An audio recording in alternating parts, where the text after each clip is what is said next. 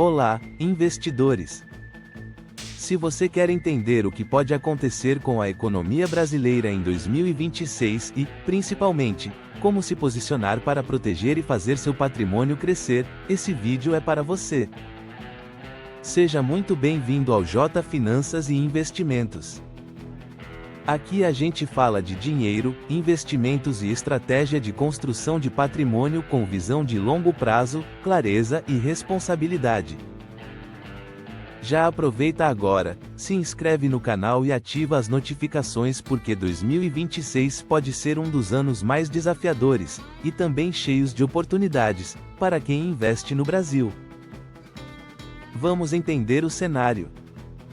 Primeiro ponto: juros. A taxa Selic foi protagonista nos últimos anos. Depois de um ciclo forte de alta para combater a inflação, o mercado entrou em um processo de estabilização e possível flexibilização gradual.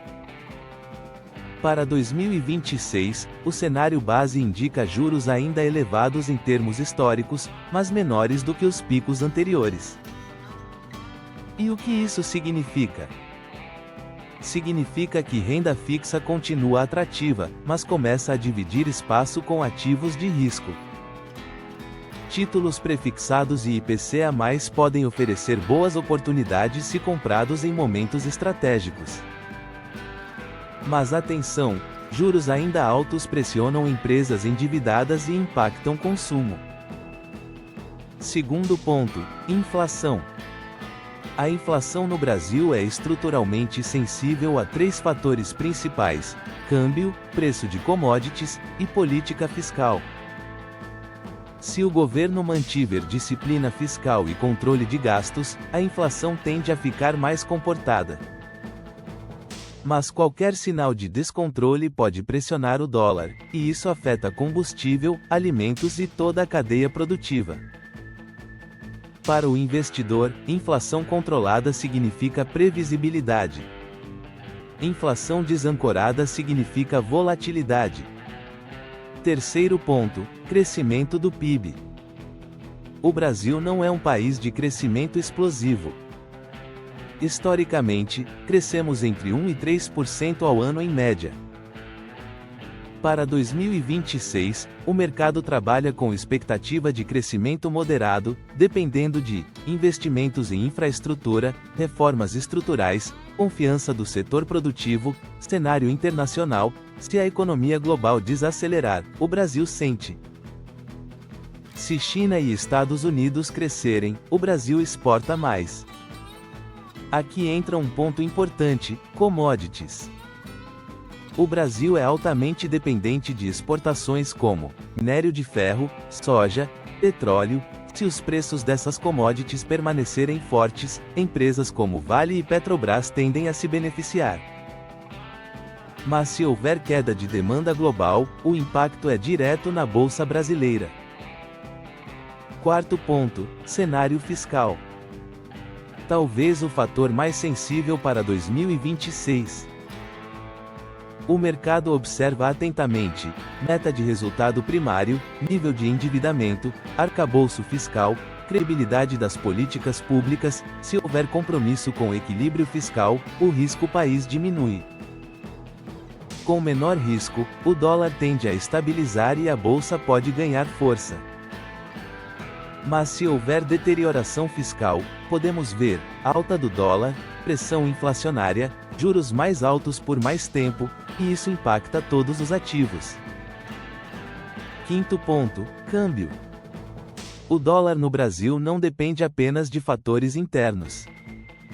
Depende também de juros nos Estados Unidos, decisões do Federal Reserve, fluxo de capital estrangeiro, cenário geopolítico. Se os Estados Unidos mantiverem juros elevados, o capital global tende a permanecer lá. Isso reduz fluxo para mercados emergentes como o Brasil. Por isso, diversificação internacional deixa de ser luxo e passa a ser necessidade. Se você ainda não investe fora do Brasil, 2026 pode ser um bom momento para repensar isso. Agora vamos falar de bolsa. Com juros caindo gradualmente e inflação sob controle, setores que podem se destacar são varejo, construção civil, tecnologia, empresas mais alavancadas. Já em cenário de juros altos e economia fraca, setores defensivos ganham força: energia elétrica, saneamento, bancos, empresas pagadoras de dividendos, ou seja, não existe resposta única. Existe posicionamento estratégico. E onde entram os fundos imobiliários? Se os juros realmente entrarem em ciclo de queda mais consistente, fundos imobiliários de tijolo tendem a se valorizar. Fundos de papel continuam interessantes enquanto o CDI estiver elevado. Mas é fundamental olhar vacância, qualidade dos ativos, indexação dos contratos, gestão. Não compre fundos imobiliários apenas pelo dividend yield. Agora vamos falar de oportunidades. Todo cenário de incerteza gera volatilidade. E volatilidade gera oportunidade para quem tem caixa e estratégia. 2026 pode ser o ano de comprar bons ativos descontados, travar taxas interessantes na renda fixa, aumentar posição em ativos internacionais, rebalancear carteira, mas para isso você precisa de planejamento. Reserva de emergência sólida. Carteira diversificada. Controle emocional. Investidor que depende de previsão de curto prazo normalmente perde dinheiro. Investidor que entende ciclos econômicos constrói patrimônio. Agora uma reflexão importante. O Brasil sempre teve desafios estruturais: burocracia, carga tributária elevada, instabilidade política. E mesmo assim, quem investe com disciplina e visão de longo prazo consegue crescer patrimônio. O segredo não está em prever o futuro.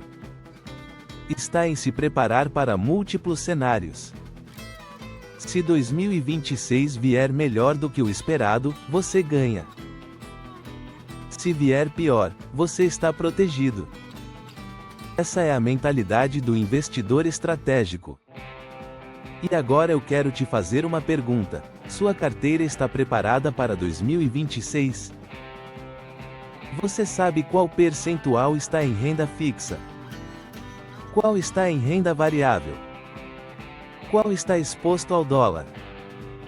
Se você não sabe responder isso com clareza, talvez esteja investindo no escuro.